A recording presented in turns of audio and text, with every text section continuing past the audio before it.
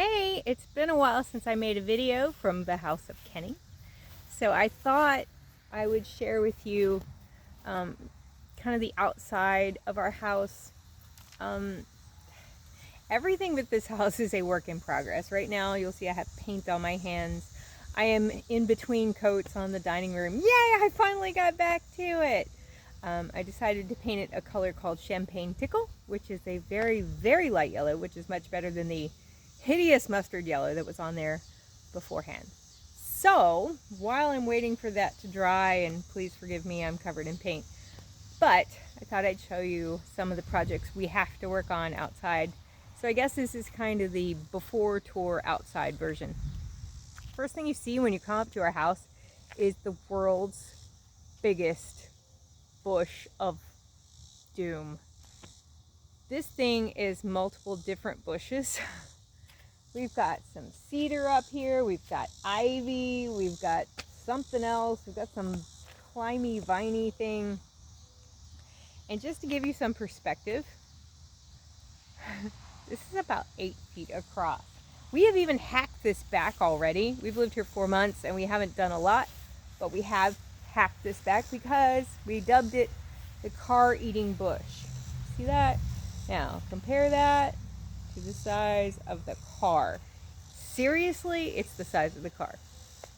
We have done virtually nothing outside other than kind of cut the grass and kind of hack back the wildlife, but it's a work in progress. As you come up to our house, you will see the bushes that I have actually trimmed before, but it doesn't look like it. They need it again. This one right here was actually a big dead tree that Brian cut down, and it's coming back. Talk about tenacity. And of course, we've got our bushes that all need trimming. And y'all, so much grass growing in the rocks. We don't have a weed eater yet. We were living in a townhouse before this. We didn't have to worry about yard care. So we're working on that. We've got this guy, and look, he is multiple different plants. Look at that. Can y'all see that? Look at that. Just 3 or 4 different plants all in one. And we've got our holly. I've also got a couple of bushes I've got to take down because they completely block my bedroom window. No light. Sad face. And as we go around the left of the house, we've got, this is kind of neat. This is Yucca. He's kind of cool. He's got these little potty things where his flowers were. I don't know why he's a boy, but he is. More bushes I have to trim. Not a big deal. Each one of the basement wells is kind of like its own little terrarium. I've got to clean those out. The big project, you guys, the huge project that I've got to work on. I'm sorry, a mosquito bit me on the back of the leg. Is the jungle area. This part of our yard, you guys. See that? All of that. It goes all the way down the side of our property. Now, we do have some very thorny blackberry bushes that I've been getting blackberries off of all season, although they're kind of dried out now. Still got a couple that are coming. I think they're about done for the season. Ooh, ooh, ooh. Let's see. Look. I found a blackberry. That's all ready. That one was really sweet. I stepped in a hole. Our whole backyard is all ready because we have a groundhog, and he is a chunky, chunky little groundhog fella. Lenore was chasing him, one of the cats. And all I could think was, what are you going to do if you catch him? He's bigger than you are. If you look back here in our, sorry, I hope I'm not making you dizzy, in our jungle area, let me not fall on my face. See, more blackberries. I've got this giant stump. Like, this tree fell several years ago when the former owners owned it, and they just left it there. Just left it. Whatever. so we've got to take care of him. This was something Brian recently did. We had a little cedar tree. There's his remains. He was about 4 feet tall. Poor little guy, but he's now chopped down. These are his remains because it had what's called bagworms. You see this? You see? That is a cocoon of a nasty, nasty bagworm infection. They will kill cedars, they will kill junipers, anything in that family. They love them. And this poor guy, he's got the little pods all over him. They're so nasty. I do not like them. Yuck. But anyway, all along the side of our property, we've got this jungle. Now this is new. Right here, you see this part that fell to the side? That was a mulberry tree. We lost it in a storm a couple weeks ago. And the weird thing is, it was mulberry, but it had wild grapes growing all over it. How weird is that? All the way up. I mean, and this guy was tall. He's got to be cut up. I figure mulberry is really good for firewood, but he has to dry for a year before we can use him for firewood. Here is his other piece that's still standing, but the problem is it at some point leaned too hard on the shed. I don't know if you can see that. Look, the shed is caved in a little bit. So it's not even good for protecting anything from the weather because it still gets wet. But that's what happens when you have a hole in the roof. Fortunately, it's a hole in the roof of the shed and not the house. The house has a beautiful new roof, and I am so happy about that. At least we know it'll keep the rain out of the house. We've got crepe myrtles. This one is a pink one. Look at her. Isn't she pretty? Can you see? Probably not.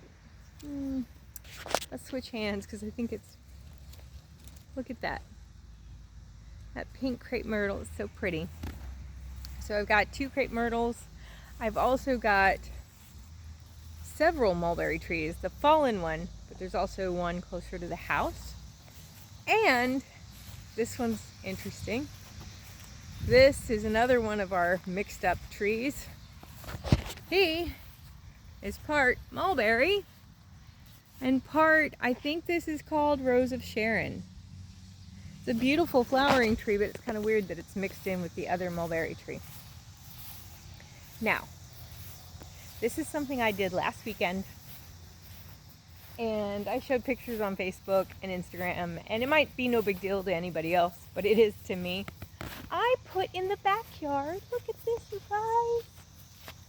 We have a fire pit. Yay! That is 250 pounds of sand. You wouldn't think so. That is 5 bags of sand. And then, of course, I've got to get new chairs because these are the chairs that go to my glass table. But that's okay. And I put the fire ring in. And Brian's put some of the cedar in the middle. We were going to have a fire yesterday and we just never quite got to it. There is so much to do in this yard, you guys. I wanted to put a garden in this year, but it just did not happen. It's okay. It's okay. There is so much to do with this house. I love my house. Please don't misunderstand. I absolutely adore it. Ooh, I have paint in my hair right there. Anyway, I absolutely adore my house, but it's so much work to just get it back to a place where, well, first of all, where it's ours. I mean, obviously, we bought it, it's ours, but where it feels like ours, get it painted, get it decorated just so. I'm working on painting right now, as I said. But the yard, if I had $1 million, I swear I'd hire a landscaper. Unfortunately, I don't. So it might take $1 million to get this yard in shape. Especially the jungle area. I don't want to totally cut down all of the jungle because I don't really want to see right into my neighbor's yard, but at the same time, it's a little too wild even for me. So, and then along the other side of the house, they had a bunch of pallets and they kept their firewood up against the side of the house. This house in the past has had a termite problem, and I cannot think of anything more that would attract termites other than putting up a sign that says termite buffet than to put your firewood up against the house. There's still some of the old broken down pallets there. I've got to clear that. We'll see if I ever end up getting to all my projects. You know, if you can't die till all your projects are done, I've got at least another 250 years to go. But I just wanted to share the yard with y'all. I did say I wanted to put in a garden. I had one little tomato plant. I'll show you all my little tomato plant. My sweet neighbor over that way. I won't show you their house because that's a little weird. But she had too many tomato plants. So she gave me one. There's my tomato plant. But unfortunately, something, I don't know what, has been munching on the tomatoes. Not happy about that. But that's okay. Maybe we'll get one. Who knows? Or maybe we won't. You know, next year we're definitely going to do a garden. I wanted to, oh gosh, you guys, I wanted to put in, I just wanted to plant a little tiny pumpkin patch, and I was excited about it.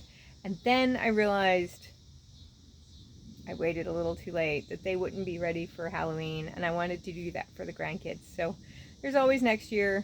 I keep saying that. We'll get to everything. Anyway, I hope you're having a beautiful day. I've been enjoying this lovely weather. Like I said, I've been painting, but I've been out walking this morning. I did my 10,000 steps on the trail, and just, I've been working, y'all. I'm so tired. The reason it's taken so long to do the dining room, because I know I talked about that a month ago, that I was painting the dining room. I never actually got to paint the dining room until today. I was having a hard time picking out my paint color. And then I got some weird respiratory thing. It was not COVID, thankfully. But I've just been working. I've even changed stores since I moved here. I work at Home Depot. I've transferred already. But I originally wanted this store that's closer to us. And the district manager knew that. So when they had an opening and we had too many people at the other store, she was like, hey, you want to move? So that's where I went. Anyway, I hope you have a beautiful day. Go enjoy some of the sunshine. Bye.